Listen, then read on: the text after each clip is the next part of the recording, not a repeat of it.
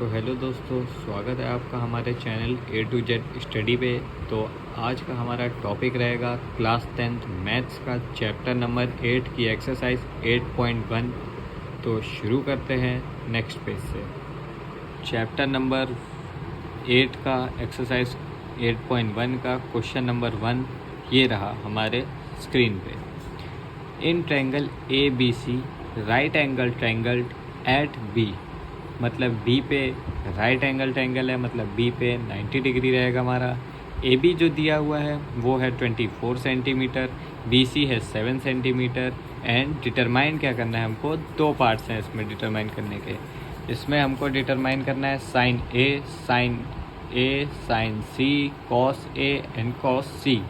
तो शुरू करते हैं हमारा सॉल्यूशन।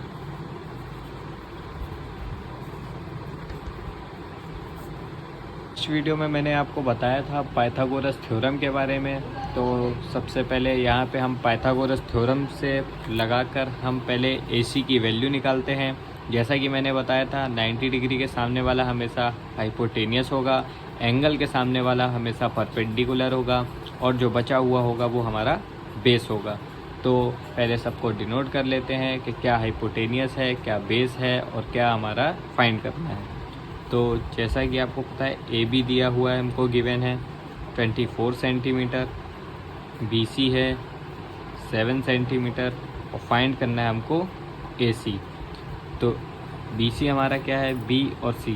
सबसे पहले ये क्या हो गया, ये हो गया हमारा हाइपोटेनियस, ये हो गया हमारा परपेंडिकुलर, ये हो गया हमारा बेस। तो AB क्या है, AB है हमारा बेस। उसी के साथ BC क्या हो गया हमारा, परपेंडिकुलर।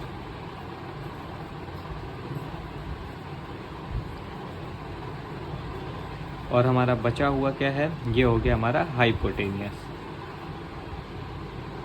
अब इसी के साथ मैंने लास्ट वीडियो में आपको एक ट्रिग्नोमेट्री का मंत्र भी बताया था, जिसको बोला था मैंने PBP अपॉन HHB। तो लास्ट वीडियो में हमने आपको एक पाइथागोरस मंत्र के बारे में बताया था, मतलब ट्रिग्नोमेट्री मंत्र के बारे में, जो कि था PBP अपॉन HHB। तो बताया था P अपॉन H हमारा होगा साइन, फिर उसके बाद आता है हमारा कॉस, फिर उसका साइन का अपोजिट होता है कॉसेक, कॉस का अपोजिट होता है सेक, टेन का अपोजिट होता है कॉट। तो इसी को फॉर्मूले को लगाकर हम लोग सॉल्व करते हैं। तो हमारी हाइपोटेनियस की वैल्यू फाइंड करनी है। तो पाइथागोरस का फॉर्मूला क्या होता है, सबसे पहले H square equals to P square plus B square. तो वैल्यू पुट कर देते हैं। H स्क्वायर, P स्क्वायर क्या था हमारा, P कितना था 7 सेंटीमीटर, 7 का स्क्वायर, प्लस B कितना है हमारा बेस 24 का स्क्वायर। तो स्क्वायर रूट आपको याद करने पड़ेंगे मिनिमम 20 तक। तो 7 का स्क्वायर होता है 49, 4 का स्क्वायर होगा आपका 576। ऐड कर देते हैं तो H स्क्वायर इक्वल्स टू क्या आ जाएगा, 625। अब स्क्वायर हटेगा तो यहाँ पे रूट आएगा। अब 625 किसका रूट होता है, ये रूट होता है 25 का। तो H हमारा क्या आ गया 25 सेंटीमीटर, मतलब AC की वैल्यू क्या आ गई 25 सेंटीमीटर। अब हमको फाइंड क्या करना था, हमको फाइंड करना था sine A, cos A, sine C and cos C। अब ये C में क्या डिफरेंस है, A का मतलब है जब साइन A मतलब एंगल हमारा A पर होगा, C का मतलब है जब एंगल हमारा C पे होगा। तो पहले सॉल्व करते हैं साइन A के लिए। साइन A जब एंगल हमारा A पर होगा तो A के सामने वाला हमारा परपेंडिकुलर हो गया। फिर वो फॉर्मूले को रख के हम लोग सॉल्व करते हैं। तो साइन मैंने क्या बताया था, साइन क्या होगा P अपॉन H। तो P अपॉन H की वैल्यू क्या आ गई, P हमारा कितना था 7 और H हमारा हो गया 25। इसी के साथ कॉस A मैंने क्या बताया था आपको, B अपॉन H। तो ये B upon H equals to क्या हो जाएगा, बेस क्या है हमारा 24 अपॉन H हमारा क्या हो जाएगा 25। अब सॉल्व करते हैं साइन C के लिए। तो साइन C के लिए हमको क्या करना पड़ेगा, साइन C के लिए हमको एक बनाना पड़ेगा ट्रायंगल, राइट एंगल ट्रायंगल, जिससे कि हमको कोई परेशानी ना हो। अब नेमिंग कर लेते हैं सी बी ए। अब एंगल हमारा कहाँ पे है, सी पे, तो ये तो हमारा 90 डिग्री हो गया। ये हमारा ए सी कितना था, 25। बी सी था, ए बी था 24 और बी सी था 7। तो एंगल के सामने वाला क्या बताया था आपको, परपेंडिकुलर। ये तो हाइपोटेनियस ही हमेशा रहेगा और ये हो गया बेस। अब साइन सी क्या है, पी अपॉन एच। जब एंगल सी पे रहेगा तो पी हमारा क्या हो जाएगा 24 और एच क्या हो जाएगा 25। और कॉस सी क्या हो जाएगा हमारा बी अपॉन एच। अब यहाँ पे बेस क्या हो गया, बेस होगा 7 सेंटीमीटर और एच क्या होगा 25। ये हमारे सारे प्रूविंग आ गई कि क्या क्या हमको फाइंड करना था। ये रहा इस क्वेश्चन का पूरा समरी।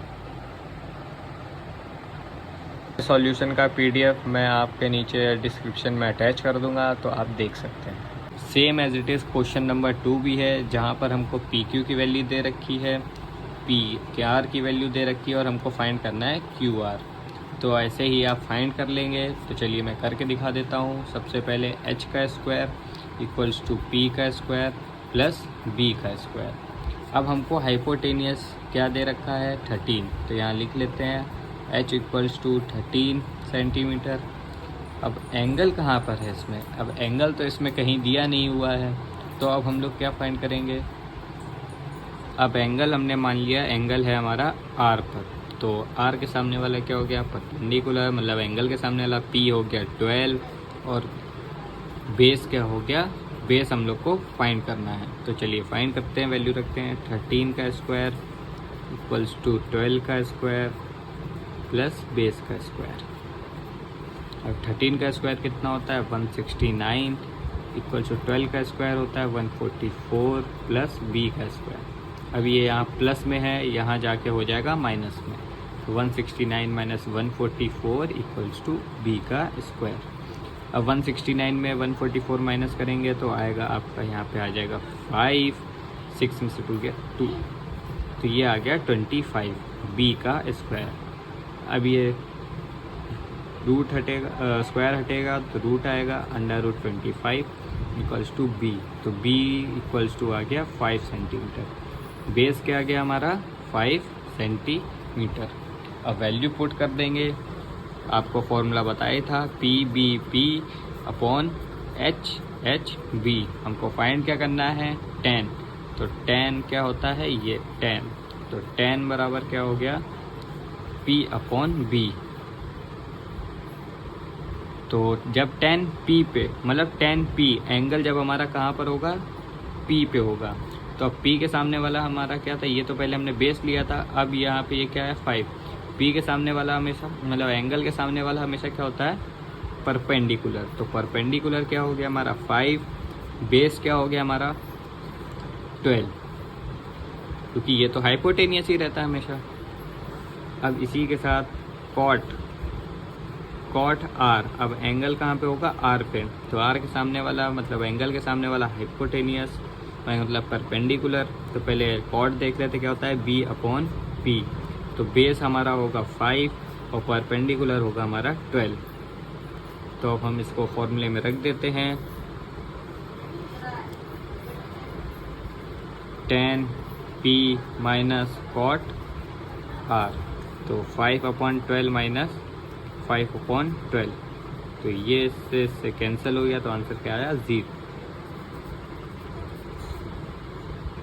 तो इसका सॉल्यूशन देख सकते हैं, आपको कहीं डाउट हो तो नीचे कमेंट कर सकते हैं। Same as it is question number 3 है, अब इसको आप खुद सॉल्व कर सकते हैं। अब इसमें आपको कन्फ्यूज़न ये होगा कि ये साइन a अपॉन दिया है 3/4, तो अब इसको हम लोग कैसे करेंगे। तो आपको मैंने फॉर्मूला बताया था P B P upon H H B, तो साइन आपका क्या है p अपॉन एच, मतलब ये क्या दिया हुआ है परपेंडिकुलर और हाइपोटेनियस। तो 90 डिग्री के सामने वाला हमेशा क्या होता है परपेंडिकुलर, मान लिया a पे हमारा थीटा था और थीटा के सामने वाला क्या हो गया परपेंडिकुलर। ओके, तो अब इसी के साथ आप फार्मूला रख के सॉल्व कर लेंगे और आंसर आ जाएगा।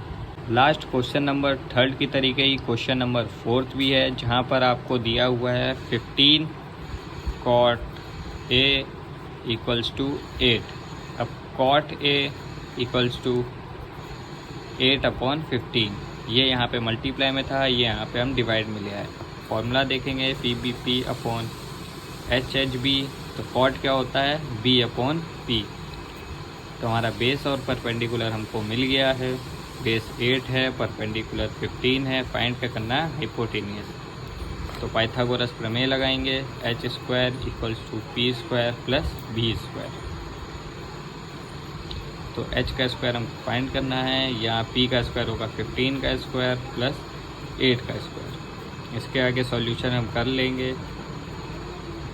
15 का स्क्वायर होता है 125 प्लस 8 का स्क्वायर होता है 64, ये आ जाएगा 169। तो ये स्क्वायर हटेगा, रूट आएगा 169, h आ जाएगा हमारा 13 सेंटीमीटर। फर्स्ट की तरह इसमें साइन ए और सेक ए की वैल्यू हम लोग निकाल लेंगे, जैसा मैंने क्वेश्चन नंबर फर्स्ट में बताया था। चलते हैं नेक्स्ट क्वेश्चन की तरफ, क्वेश्चन नंबर 5।